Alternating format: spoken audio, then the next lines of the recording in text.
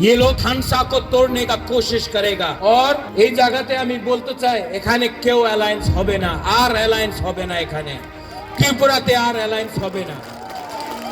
उन्हीं बोले 28 था 28 सीट चलो 28 सीट में फाइट करना है ओए मुरा 28 सीट में फाइट करना है लोगों को चलो देखता है किसमें कितना है दम किसमें कितना है चैलेंज लास्ट में हाथ जोड़ के आएगा अलायंस करे दो भाई नहीं जीत को ना अलायंस करे दो नहीं होगा अलायंस नहीं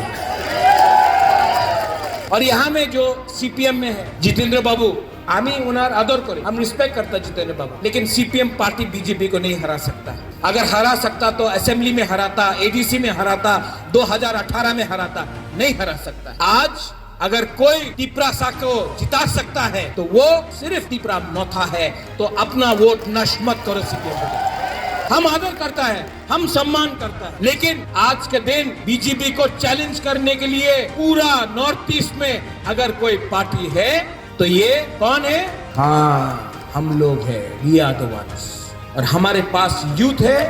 हमारे पास बुरुई बुमा लोग है हमारे पास सिकला है सिकली है हमारे पास टिपरासा तोफा है